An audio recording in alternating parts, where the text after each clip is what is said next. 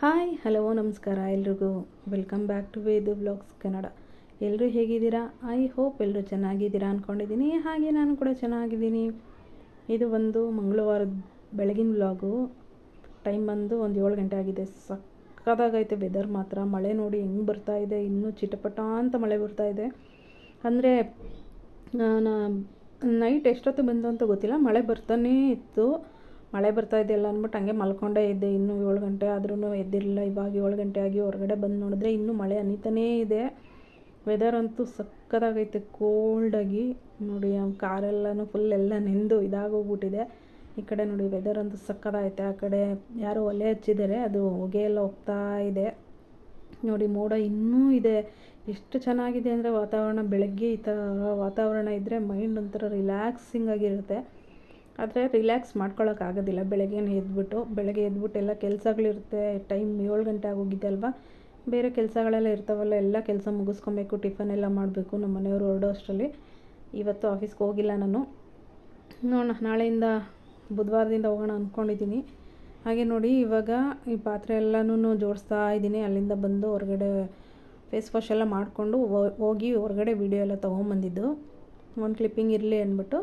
ಹಾಗೆ ಇವಾಗೆಲ್ಲ ಪಾತ್ರೆಗಳೆಲ್ಲ ಇತ್ತಲ್ಲ, ನೈಟ್ ಪಾತ್ರೆಗಳೆಲ್ಲ, ಅವನ್ನೆಲ್ಲನೂ ತೊಳೆದಿಕ್ಕಿರೋದು, ಅವನ್ನೆಲ್ಲ ಜೋಡಿಸ್ಕೊತಾ ಇದ್ದೀನಿ. ಎಲ್ಲೆಲ್ಲ ಹಂಗಂಗೆ ಬಿಟ್ಬಿಟ್ಟಿದ್ದೆ. ಪಾತ್ರೆ ಎಲ್ಲ ಜೋಡಿಸಿರಲಿಲ್ಲ ನೈಟು. ಸ್ವಲ್ಪ ಆರಲಿ ಅಂತ ಬಿಟ್ಟಿದ್ದೆ. ಎಲ್ಲ ಆರಿದೆಯಾ. ಇವಾಗೆಲ್ಲ ಪಾತ್ರೆ ಎಲ್ಲ ಜೋಡಿಸ್ಕೊಂಡಿದ್ದೀನಿ. ಇನ್ನೂ ಸ್ವಲ್ಪ ಪಾತ್ರೆ ಇದ್ದಾವೆ ಶಿಂಕಲ್ಲಿ, ಅವನು ತೊಳ್ಕೊಬೇಕು. ಆಮೇಲೆಲ್ಲ ಮಾಡ್ಕೊಳ್ಳೋಣ ಅಂತ ಇವಾಗ ಈ ಪಾತ್ರೆ ಎಲ್ಲ ಜೋಡಿಸ್ಬಿಟ್ಟು ಟಿಫನ್ಗೆ ಚಪಾತಿನೂ ಮತ್ತು ಕ್ಯಾಬೇಜ್ ಪಲ್ಯ ಮಾಡೋಣ ಅಂದ್ಕೊಂಡಿದ್ದೀನಿ. ಹಾಗೆ ನೋಡಿ, ಈಗ ಸಾಂಬಾರೆಲ್ಲನೂ ಬಿಸಿ ಇಡ್ತಾಯಿದ್ದೀನಿ. ನೈಟ್ ಉಪ್ಸಾರು ಮಾಡಿದ್ನಲ್ಲ, ಅದನ್ನು ಹಂಗೆ ಬಿಸಿ ಮಾಡ್ಕೊತಾ ಇದ್ದೀನಿ. ಸ್ಟವ್ ಬಿಸಿ ಮಾಡೋಕ್ಕೆ ಮುಂಚೆ ಒಂದು ರೌಂಡ್ ಒಂಚೂರು ಹಾಗೆ ಬಟ್ಟೆಯಲ್ಲಿ ಒರೆಸ್ಕೊಳ್ಳೋಣ ಅಂತ. ಏನು ಗಲೀಜಾಗಿಲ್ಲ, ಸುಮ್ಮನೆ ಬಟ್ಟೆಯಲ್ಲಿ ಒಂದು ಸಲ ಒರೆಸ್ಕೊತೀನಿ ಅಷ್ಟೇ. ನೋಡಿ, ಇವಾಗ ಅದನ್ನು ಒರೆಸ್ಕೊಂಡು ಸ್ಟವ್ ಬಿಸಿ ಇಟ್ಟಿದ್ದೀನಿ. ಸ್ಟವ್ ಹಚ್ಬಿಟ್ಟು ಸಾಂಬಾರಿಗೆ ಬಿಸಿ ಇಟ್ಟಿದ್ದೀನಿ. ಅದು ಬಿಸಿ ಇಟ್ಬಿಟ್ಟು ಇವಾಗ ಇನ್ನು ಮಿಕ್ಕಿದವೆಲ್ಲ ಇದ್ವಲ್ಲ ಪಾತ್ರೆಗಳೆಲ್ಲನೂ ಜೋಡಿಸ್ಕೊತಾ ಇದ್ದೀನಿ. ಎಲ್ಲ ಜೋಡಿಸ್ಬಿಟ್ಟು ಕ್ಲಿಯರ್ ಮಾಡಿಕೊಂಡ್ರೆ ಅರ್ಧ ಕೆಲಸ ಮುಗ್ದೋಗುತ್ತೆ.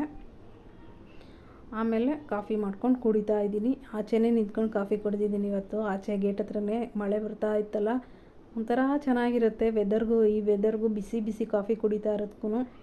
ಕೆಲಸ ಮಾಡಬೇಕಲ್ಲ, ಅದೇ ಒಂದು ಸ್ವಲ್ಪ ಬೇಜಾರು. ನಾನಿವತ್ತು ಅದಕ್ಕೆ ಅಂತಲೇ ಆಚೆ ಹೋಗ್ಬಿಟ್ಟು ಗೇಟ್ ಹತ್ರನೇ ನಿಂತ್ಕೊಂಡು ಕಾಫಿ ಕುಡಿದ್ಬಿಟ್ಟು ಬಂದು ಕೆಲಸ ಮಾಡಿದೆ. ಎಷ್ಟೊತ್ತಾಗುತ್ತೋ ಆಗಲಿ ಪರವಾಗಿಲ್ಲ. ನಮ್ಮ ಮನೆಯವ್ರಿಗೆ ಏನಾದ್ರು ಲೇಟ್ ಆಯಿತು ಅಂತ ಅನಿಸಿದ್ರೆ ನನ್ನ ಮಗನ ಹತ್ರ ದೀಪ ಹಚ್ಚೋಣ, ಇದು ಟಿಫನ್ ಮುಗಿಸೋಣ, ಚಪಾತಿನೂ ಪಲ್ಯ ಮಾಡ್ಕೊಳ್ಳೋಣ. ಅವ್ರೇನೋ ಸ್ನಾನ ಮುಗಿಸಿ ಬೇಗ ಟೈಮ್ ಆಗೋಯ್ತು ಅಂದರೆ ಚಪಾತಿ ಅವ್ರಿಗೆ ಹಾಕೊಂಡು ಕೊಟ್ಬಿಟ್ಟು ಆಮೇಲೆ ಕಸ ಗುಡಿಸಿ ನೆಲ ಒರೆಸ್ಕೊಂಡು ನನ್ನ ಮಗನ ಕೈಲೇ ದೀಪ ಹಚ್ಚೋಣ ಅಂದ್ಕೊಂಡೆ. ಇಲ್ಲ, ಬಟ್ ಆದರೆ ಬೇಗನೆ ಆಗೋಯ್ತು ಕೆಲಸ ಎಲ್ಲನೂ. ನೋಡಿ, ಇವಾಗ ಕ್ಯಾಬೇಜೆಲ್ಲನೂ ಹಚ್ಚಿಟ್ಕೊತಾ ಇದ್ದೀನಿ. ಇದು ಸ್ವಲ್ಪ ದಪ್ಪ ಇರೋದ್ರಿಂದ ಸ್ವಲ್ಪ ಹಚ್ಚೋದಕ್ಕೆಲ್ಲ ಕಷ್ಟ ಆಯಿತು. ಆದ್ರೂ ಏನು ಮಾಡೋಕ್ಕಾಗಲ್ಲ, ಬೇಗ ಮಾಡ್ಕೊಬೇಕು. ಎಷ್ಟೊತ್ತಾದರೂ ಪರವಾಗಿಲ್ಲ ಅಂತಲೇ ಮಾಡಿದೆ, ಬಟ್ ಆದರೆ ಬೇಗನೆ ಆಯಿತು ಕೆಲಸ ಎಲ್ಲನೂ. ನೋಡಿ, ಇವಾಗ ಕ್ಯಾಬೇಜೆಲ್ಲ ಹಚ್ಕೊತಾ ಇದ್ದೀನಿ. 3/4 ಭಾಗ ಹಚ್ಕೊಂಡಿದ್ದೀನಿ. ಅಂದರೆ ಇದೊಂದು ಅರ್ಧ, ಇನ್ನೊಂದು ಅದರಲ್ಲಿ 1/4 ಭಾಗ ಹಚ್ಚಿ ಎಷ್ಟು ಸಾಕು ನಮಗೆ, ನಮ್ಮ ಮನೆಗೆ ಇರೋದು 3 ಜನಕ್ಕೆ. ಚಪಾತಿಗೂ ಮತ್ತು ಕ್ಯಾಬೇಜ್ ಪಲ್ಯಗಂತೂ ಕಾಂಬಿನೇಷನ್ ಸಕ್ಕತ್ತಾಗಿರುತ್ತೆ ಟೇಸ್ಟು. ಎಲ್ಲನೂ ಚೆನ್ನಾಗಿರುತ್ತೆ, ನಾವು ಯಾವುದನ್ನು ಇಷ್ಟಪಡ್ತೀವೋ ಆ ಥರ. ಆದರೆ ಡೈಲಿ ಬೇರೆ ಬೇರೆ ಮಾಡ್ತೀವಲ್ಲ, ಎಲ್ಲನೂ ಇಷ್ಟನೇ ಆಗುತ್ತೆ. ನೋಡಿ, ಕ್ಯಾಬೇಜೆಲ್ಲ ಸಣ್ಣಕ್ಕೆ ಹಚ್ಕೊತಾ ಇದ್ದೀನಿ. ತೀರಾ ಸಣ್ಣಕ್ಕೂ ಏನು ಹಚ್ಕೊತಾ ಇಲ್ಲ, ಮೀಡಿಯಮಾಗಿ ಹಚ್ಕೊತಾ ಇದ್ದೀನಿ ಎಲ್ಲನೂ. ಸ್ವಲ್ಪ ದಪ್ಪ ಆಯ್ತಲ್ಲ, ಸ್ವಲ್ಪ ಕಷ್ಟ ಆಯಿತು ಹಚ್ಚೋದಕ್ಕೆ. ಒಂದು 1/4 ಗಂಟೆ ಹತ್ತತ್ರ ತೊಗೊಂತು ಟೈಮು. ಎಲ್ಲ ಹಚ್ಚಿಟ್ಬಿಟ್ಟು ಇವಾಗ ನೀರಲ್ಲೆಲ್ಲ ತೊಳೆದು ನೀರಲ್ಲಿ ನೆನೆ ಹಾಕೊಂಡು ಇಟ್ಕೊಂಡಿದ್ದೀನಿ. ಹಂಗೆ ಈರುಳ್ಳಿ ಮೆಣಸಿನ್ಕಾಯಿನೂ ಎಲ್ಲ ಹಚ್ಚಿಟ್ಕೊಂಡಿದ್ದೀನಿ. ಇನ್ನು ಇದರಲ್ಲಿ ಏನು ಜಾಸ್ತಿ ಹೊತ್ತು ಏನಿರಲ್ಲ, ಪ್ರೊಸೀಜರ್ ಏನು ಜಾಸ್ತಿ ಇಲ್ಲ. ಇದು ಪಲ್ಯ ಮಾಡ್ಬಿಟ್ಟು ಅಂದರೆ ಎಲ್ಲ ಒಗ್ಗರಣೆ ಹಾಕ್ಬಿಟ್ಟು ಮುಚ್ಚಿಟ್ಬಿಟ್ಟು ಒಂದು ಪ್ಲೇಟ್ ಮುಚ್ಚಿಟ್ಬಿಟ್ಟು ಹೋದರೆ ಸಣ್ಣ ಉರಿ ಮಾಡಿಬಿಟ್ಟು ಆಚೆ ಕಸ ಎಲ್ಲ ಗುಡಿಸಿನೆಲ್ಲ ಒರೆಸ್ಕೊಂಬರ್ಬೋದು. ಅಷ್ಟು ಟೈಮಿಂಗ್ಸು ಪಲ್ಯನೂ ಆಗುತ್ತೆ ಆಮೇಲೆ ಅಲ್ಲಿಂದ ಬರೋ ಅಷ್ಟರಲ್ಲಿ. ಅದಕ್ಕೆ ನಾನು ಇವಾಗೆಲ್ಲನೂ ಫಸ್ಟೇ ಪಲ್ಯ ಮಾಡ್ಕೊತಾ ಇದ್ದೀನಿ. ಇನ್ನೂ ಚಪಾತಿ ಹಿಟ್ಟೆಲ್ಲ ಕಲಸಿಲ್ಲ, ಆಮೇಲೆ ಕಲಿಸ್ಕೊತೀನಿ.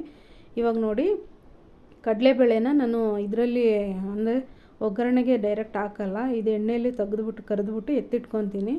ಸ್ವಲ್ಪ ಸೀದಂಗಾಯಿತು. ನೆಕ್ಸ್ಟ್ ಇನ್ನೊಂದು ಬ್ಯಾಚು ಇನ್ನೊಂದು ಸ್ವಲ್ಪ ಹಾಕ್ಕೊಂಡು ಆಮೇಲೆ ನಾನು ಎಲ್ಲ ಎತ್ತಿಟ್ಕೊಂಡೆ. ಕಡಲೆಬೇಳೆ ಎತ್ತಿಟ್ಕೊಂಡು ಅದು ಒಂಥರ ಗರಿಗರಿಯಾಗಿ ಚೆನ್ನಾಗಿರುತ್ತಲ್ಲ, ಅದಕ್ಕೆ ಕಡಲೆಬೇಳೆನ ಎಣ್ಣೆ ಕರೆದ್ಬಿಟ್ಟು ಎತ್ತಿಟ್ಕೊಂಡಿದ್ದೀನಿ. ಪಲ್ಯ ಎಲ್ಲ ಆದಮೇಲೆ ಲಾಸ್ಟ್ಗೆ ಒಂದು ಸ್ವಲ್ಪ ಹೊತ್ತು ಬಿಟ್ಟು ಆದಮೇಲೆ ಅದನ್ನು ಹಾಕ್ಕೊತೀನಿ. ಆವಾಗ ಮಧ್ಯೆ ಚೆನ್ನಾಗಿರುತ್ತೆ, ಕಟ್ಟುಮ್ ಅಂತ ಸಿಗುತ್ತೆ.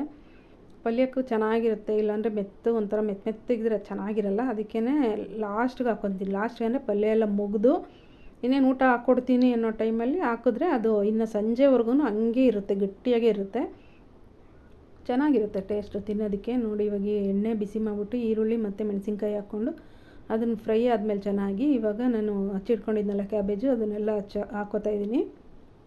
ಇದಿಷ್ಟು ಹಾಕ್ಕೊಂಡು ಚೆನ್ನಾಗಿ ಮಿಕ್ಸ್ ಮಾಡಿಕೊಂಡು ಚೆನ್ನಾಗಿ ಮಿಕ್ಸ್ ಮಾಡ್ಕೊಬೇಕು. ಸ್ವಲ್ಪ ಬೇಕಂದಾಗ ಸಾಲ್ಟ್ ಹಾಕ್ಕೊಂಡು ಇವಾಗ ನೋಡಿ ಇದೆಲ್ಲ ಮಿಕ್ಸ್ ಮಾಡ್ಕೊತೀನಿ. ಮಿಕ್ಸ್ ಮಾಡ್ಕೊಂಡು ಆದಮೇಲೆ ಸಾಲ್ಟ್ ಹಾಕ್ಕೊತೀನಿ. ಚೆನ್ನಾಗಿರುತ್ತೆ ಟೇಸ್ಟು. ಬೇಕಾದರೆ ಕುಕ್ಕರಲ್ಲಿ ಮಾಡ್ಕೊಳ್ಳೋರು ಕುಕ್ಕರಲ್ಲಿ ಮಾಡ್ಕೊಬೋದು. ಈ ಥರ ಹಾಕ್ಬಿಟ್ಟು ಆಮೇಲೆ ಸ್ವಲ್ಪ ಸಾಲ್ಟ್ ಹಾಕ್ಬಿಟ್ಟು ಇದು ತೆಂಗಿನಕಾಯಿ ತುರಿ ಹಾಕ್ಬಿಟ್ಟು ಒಂದು ವಿಜಿಲ್ ಕೂಗಿಸ್ಕೊಂಡ್ರೂ ಆಗುತ್ತೆ. ನಂಗೆ ಅದೇನು ಅಷ್ಟೊಂದು ಇಷ್ಟ ಆಗೋಲ್ಲ, ಅದಕ್ಕೇ ನಾನು ಅದು ಬೇಗ ಆಗಬೇಕು ಅಂದರೆ ಆ ಥರ ಮಾಡ್ಕೊಬೋದು. ನಂಗೆ ಟೈಮ್ ಇತ್ತಲ್ಲ, ನಾನಿನ್ನೂ ಈಗ ಹೊರಗಡೆ ಕೆಲಸ ಎಲ್ಲ ಇತ್ತಲ್ಲ, ಇದನ್ನು ಪಲ್ಯ ಬೇಯಕ್ಕೆ ಇಟ್ಬಿಟ್ಟು ಹೋಗ್ಬಿಟ್ಟು ಮಾಡ್ಕೊಳ್ಳೋಣ ಅಂದ್ಬಿಟ್ಟು ಸುಮ್ಮನೆ ಆಗಿದ್ದೀನಿ. ಇವಾಗ ನೋಡಿ ಇದು ಉಪ್ಪೆಲ್ಲ ಹಾಕಿದ್ದೀನಿ. ಉಪ್ಪೆಲ್ಲ ಹಾಕ್ಬಿಟ್ಟು ಇವಾಗ ತೆಂಗಿನಕಾಯಿ ತುರಿ ಇಷ್ಟು ಹಾಕ್ಕೋತಾ ಇದ್ದೀನಿ.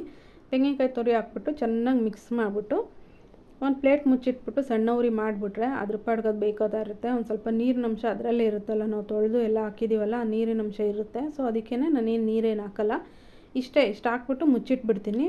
ಅದ್ರ ಪಾಡ್ಗೆ ಅದು ಬೇಕೋತಾ ಇರುತ್ತೆ. ಅರ್ಜೆಂಟು ಆಫೀಸಿಗೆ ಟೈಮ್ ಆಗುತ್ತೆ ಹಂಗೆಲ್ಲ ಇದ್ದರೆ ಕುಕ್ಕರಲ್ಲೇ ಹಾಕ್ಬಿಟ್ಟು ಒಂದು ವಿಜಿಲ್ ತೊಗೊಂಬಿಟ್ರೆ ಬೇಗನೆ ಬೆಂದೋಗ್ಬಿಡುತ್ತೆ. ಆಮೇಲೆ ಕಡಲೆಬೇಳೆನ ಹಾಕ್ಕೊಬೋದು ಅದ್ರ ಮೇಲೆ. ನೋಡಿ ಇವಾಗೆಲ್ಲನೂ ಮಿಕ್ಸ್ ಆಗಿದೆ. ಅದೆಲ್ಲ ಒಂದು ನೋಡಿ ಮುಚ್ಚಿಟ್ಟ ಮೇಲೆ ಒಂದು 5 ನಿಮಿಷ ಚೆನ್ನಾಗಿ ಬೆಂದಿದೆ. ಇನ್ನೂ ಒಂದು ಸ್ವಲ್ಪ ಬೇಯಬೇಕು ಅನ್ನಿಸ್ತು. ನಾನು ಇವಾಗ ಇನ್ನೊಂದು ಸಲ ಹಂಗೆ ಎಲ್ಲ ಮಿಕ್ಸ್ ಮಾಡಿಬಿಟ್ಟು ಮುಚ್ಚಿಟ್ಬಿಡ್ತೀನಿ. ಅಷ್ಟರಲ್ಲಿ ಆಚೆ ಹೋಗ್ಬಿಟ್ಟು ಕಸ ಗುಡಿಸಿ ಕಸ ಎಲ್ಲ ಗುಡಿಸ್ಕೊಂಬಂದೆ. ಕಸ ಗುಡಿಸಾದ್ಮೇಲೆ ಚಪಾತಿ ಹಿಟ್ಟು ಕಲಿಸ್ಕೊಳ್ಳೋಣ ಅಂತ. ಇವಾಗ ನೋಡಿ ಇನ್ನೂ ನೀರಿನ ಅಂಶ ಇದೆ. ನೀರಿನ ಅಂಶ ಇದ್ದಷ್ಟು ಒಂದು ಸ್ವಲ್ಪ ದೊಡ್ಡ ಉರಿ ಮಾಡ್ಬಿಟ್ಟು ಇಟ್ಬಿಟ್ರೆ ಮುಚ್ಚಿಟ್ಬಿಟ್ರೆ ಬೆಂದ್ಕೊಳ್ಳುತ್ತೆ ಚೆನ್ನಾಗಿ. ಇನ್ನೊಂದು ಸ್ವಲ್ಪ ಹೊತ್ತು ಬೇಯಲಿ ಅಂತ ಬಿಟ್ಟಿದ್ದೀನಿ. ಹಾಗೆ ನೋಡಿ ಈ ಕಡೆ ಚಪಾತಿ ಹಿಟ್ಟು ಕಲಿಸ್ಕೊಂಡೆ. ಕಸ ಎಲ್ಲ ಗುಡಿಸ್ಬಿಟ್ಟು ಬಂದು ಚಪಾತಿ ಹಿಟ್ಟು ಕಲಿಸ್ಕೊಂಡಿದ್ದೀನಿ. ಚಪಾತಿ ಹಿಟ್ಟು ಕಲಿಸ್ಬಿಟ್ಟು ಇಟ್ಬಿಟ್ಟು ಹೊಟ್ಟೋದ್ರೆ ನಾನು ಆಮೇಲೆ ಎಲ್ಲ ಒರೆಸ್ಕೊಂಬರ್ಬೋದು. ಅಷ್ಟರಲ್ಲಿ ಆಮೇಲೆ ಪಾರ್ಕಿಂಗು ಎಲ್ಲ ಒರೆಸ್ಕೊಂಡು ಅರ್ಶಿನ ಕುಂಕುಮ ಎಲ್ಲ ಇಟ್ಬಿಟ್ಟು ಬರೋ ಅಷ್ಟರಲ್ಲಿ ಸ್ವಲ್ಪ ನೆಂದಿರುತ್ತೆ ಚಪಾತಿ ಹಿಟ್ಟು. ಅದಕ್ಕೇ ಇವಾಗ ಚೆನ್ನಾಗಿ ಕಲಿಸ್ಬಿಟ್ಟು ಒಂದು ಸ್ವಲ್ಪ ತೆಳ್ಳಗಾಗಿತ್ತು, ಅದಕ್ಕೆ ಹಸಿಟ್ಟೆಲ್ಲ ಹಾಕ್ಕೊಂಡು ಕಲಿಸ್ಕೊತಾ ಇದ್ದೀನಿ ಇನ್ನೊಂದು ಸ್ವಲ್ಪ. ಆಮೇಲೆ ಎಣ್ಣೆ ಏನು ಹಾಕೋಕ್ಕೆ ಹೋಗಿಲ್ಲ ನಾನು, ಇನ್ನೂ ಒಂಥರ ತೆಳ್ಳಗಾಗ್ಬಿಡುತ್ತೆ, ನಂಗೆ ಚಪಾತಿ ಹೊಸಕ್ಕೆ ಕಷ್ಟ ಆಗುತ್ತೆ. ಅದಕ್ಕೇ ನಾನೇನು ಎಣ್ಣೆ ಹಾಕಿ ಕಲಿಸ್ತಾ ಇಲ್ಲ. ಇವಾಗ ನೋಡಿ ಡ್ರೈ ಹಿಟ್ಟು ರೋಸ್ಟ್ ಹಿಟ್ಟಿತ್ತಲ್ಲ ಅದನ್ನೇ ಹಾಕ್ಬಿಟ್ಟು ನೀಟಾಗಿ ಕಲಿಸ್ಕೊತಾ ಇದ್ದೀನಿ. ನಂಗೆ ಸ್ವಲ್ಪ ಗಟ್ಟಿ ಇತ್ತು ಅಂದರೆ ಚಪಾತಿ ಹೊಸಿಯೋಕ್ಕಾಗುತ್ತೆ, ಇಲ್ಲಾಂದರೆ ಒಂಥರ ತೆಳ್ಳಗಾಗ್ಬಿಟ್ರೆ ಎಲ್ಲ ಕಿತ್ತು ಹೋಗ್ಬಿಡುತ್ತೆ. ಅದಕ್ಕೆ ನಂಗೆ ಇಷ್ಟ ಆಗಲ್ಲ ಎಣ್ಣೆ ಹಾಕಿ ಕಲಸಿಟ್ಕೊಳ್ಳೋದು. ಇವಾಗ ನೋಡಿ ಅದೆಲ್ಲನೂ ಕಲಸಿ ಆಯಿತು. ಕಲಿಸ್ಬಿಟ್ಟು ಇವಾಗ ಒಂದು ಕಡೆ ಎತ್ತಿಟ್ಬಿಟ್ಟು ಆಮೇಲೆ ನೆಲ ಎಲ್ಲ ಒರೆಸ್ಕೊಂಬಂದೆ. ನೆಲ ಎಲ್ಲ ಒರೆಸ್ಕೊಂಬಂದ್ಮೇಲೆ ನೋಡಿ ಆಗಲೇ ಇದು ಬೆಂದಿತ್ತು. ಈ ಟೈಮಲ್ಲಿ ನಾನು ಕಡಲೆಬೇಳೆ ಎಲ್ಲ ಹಾಕ್ಕೊತೀನಿ. ಅದೇ ನಾನು ಇದು ಮಾಡಿ ಇಟ್ಕೊಂಡಿದ್ನಲ್ಲ, ಫ್ರೈ ಮಾಡಿ ಇಟ್ಕೊಂಡಿದ್ನಲ್ಲ ಕಡಲೆಬೇಳೆ ಎಣ್ಣೆಯಲ್ಲಿ, ಅದನ್ನು ಇವಾಗ ಹಾಕ್ಕೊತೀನಿ. ಹಾಕ್ಕೊಂಡು ಮುಚ್ಚಿಟ್ಬಿಡ್ತೀನಿ.